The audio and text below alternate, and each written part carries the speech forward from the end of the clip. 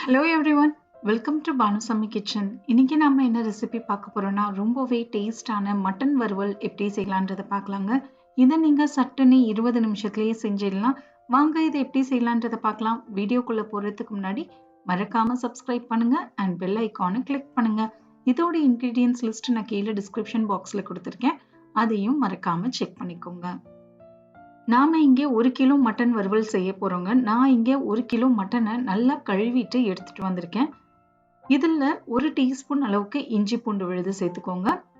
இது கூடவே கொஞ்சமா 1 இன்ச் அளவுக்கு பட்டை, 1 டீஸ்பூன் அளவுக்கு மிளகாய் தூள் சேர்த்துக்கோங்க. 1/4 டீஸ்பூன் மஞ்சப்பொடி. இதுக்கு தேவையான அளவுக்கு தண்ணி சேர்த்துக்கோங்க. 1ல இருந்து 1.5 கப் அளவுக்கு தண்ணி சேர்த்தா போதும். இதெல்லாம் சேர்த்துட்டு குக்கர் மூடியை போட்டு மிதமான சூட்ல 4 விசில் வச்சிருங்க. லோ ஃப்ளேம்ல 4 விசில் வைங்க. அதுக்குள்ள மட்டன் வெந்துடும்.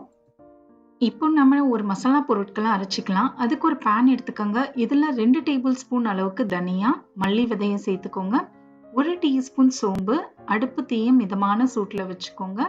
1 டீஸ்பூன் சீரகம், 1 டீஸ்பூன் மிளகு, காரத்துக்கு 4ல இருந்து 5 காஞ்ச மிளகாய், 4 கிராம்பு, 2 ஏலக்காய், 1 இன்ச் அளவுக்கு பட்டை சேர்த்துக்கோங்க. இதெல்லாம் சேர்த்துட்டு மிதமான சூட்லயே இதை நல்லா ஃப்ரை பண்ணிக்கோங்க. மிதமான சூட்லயே இதை வறுத்துக்கோங்க. ஒரு 1ல இருந்து 2 நிமிஷம் லோ ஃப்ளேம்லயே வறுத்துக்கோங்க. நல்லா வாசனையும் வருங்க. நல்லா செவக்க வறுத்துக்கோங்க. பாருங்க, இந்த அளவுக்கு வறுத்ததுக்கு அப்புறம் இது ஆறட்டுங்க. ஆறின பிறகு மிக்சியில போட்டு இதை நல்லா பவுடரா அரைச்சி எடுத்துட்டு வந்துருங்க. இப்போ ஒரு கடாய் எடுத்துக்கோங்க. இதுல 4ல இருந்து 5 டேபிள் ஸ்பூன் அளவுக்கு நல்லெண்ணெய் இல்லைன்னா ரீஃபைண்ட் ஆயில் சேர்த்துக்கோங்க. 1/4 டீஸ்பூன் சோம்பு, 1 காஞ்ச மிளகாய், கொஞ்சமா கருவேப்பிலை. இதுல 3 பெரிய சைஸ் வெங்காயத்தை பொடிசா நறுக்கி சேர்த்துக்கோங்க. கொஞ்சமா உப்பு. இதை சேர்த்துட்டு வெங்காயத்தை நல்லா பொன்னிறமாகிற வரைக்கும் வதக்கிக்கோங்க. வெங்காயம் ஒரு 3 பெரிய சைஸ் எடுத்திருக்கீங்க. நீங்க 1/2 கிலோ மட்டன் வறுவல் பண்ண போறீங்க அப்படின்னா இந்த ரெசிபியை பாதி ஆக்கிட்டு செய்யுங்க. பாருங்க, இந்த அளவுக்கு வெங்காயத்தை நல்லா வதக்கிக்கணும், செவக்க வதக்கிக்கணும். இப்போ நாம இதுல 1 டீஸ்பூன் அளவுக்கு இஞ்சி பூண்டு விழுது சேர்த்துக்கலாங்க. நம்ம ஆல்ரெடி மட்டன் வேக வைக்கும் போது 1 டீஸ்பூன் சேர்த்திருந்தோம். சேர்த்துட்டு இதோடைய பச்சை வாசனை போற அளவுக்கு நல்லா வதக்கிக்கோங்க. இப்போ பாத்தீங்கன்னா எல்லாம் வதக்கியாச்சு. இதுல நாம 1 மீடியம் சைஸ் தக்காளியை சேர்த்துக்கோங்க. ரொம்ப பெரிய தக்காளி வேண்டாங்க. ஒரு மீடியம் சைஸ் தக்காளியை நல்லா பொடிசா நறுக்கி சேர்த்துட்டு இந்த தக்காளி நல்லா குழஞ்சு வர அளவுக்கு வதக்கிக்கலாம். பாருங்க, இந்த அளவுக்கு நல்லா வதக்கிட்டே இருக்கணுங்க. ஒரு 1ல இருந்து 2 நிமிஷம் ஹை ஃப்ளேம்லயே வதக்குங்க. தக்காளி நல்லா சுருண்டு வந்துடும். பாருங்க, இதுதான் கரெக்ட் ஸ்டேஜ். இப்போ நாம இதுல வேக வச்சிருந்த மட்டனை சேர்த்துக்கலாங்க. மட்டனுடைய தண்ணியோடய இதுல சேர்த்துக்கங்க. ஏன்னா மட்டனுடைய தண்ணி எல்லாம் கொட்டிடாதீங்க.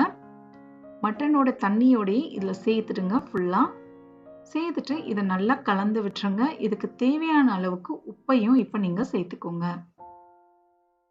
இது நீங்க சட்டுன்னு 10ல இருந்து 20 நிமிஷத்துலயே செஞ்சு முடிச்சிடலாங்க. அவ்வளோ டேஸ்டா இருக்கும். உப்பை சேர்த்துட்டு இப்போ மூடியை போட்டு 5 நிமிஷம் லோ ஃப்ளேம்ல அப்படியே வச்சிருங்க. 5 நிமிஷத்துக்கு அப்புறம் நம்ம ஓபன் பண்ணி பார்ப்போம்.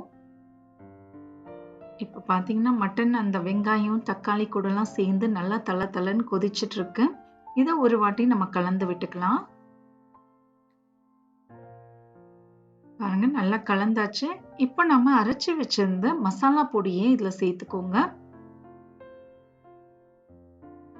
இந்த மசாலா பொடி பாத்தீங்கன்னா அவ்வளவு வாசனையா இருக்குங்க. இதை சேர்த்து செய்யுங்க, ரொம்ப டேஸ்டா இருக்கும்.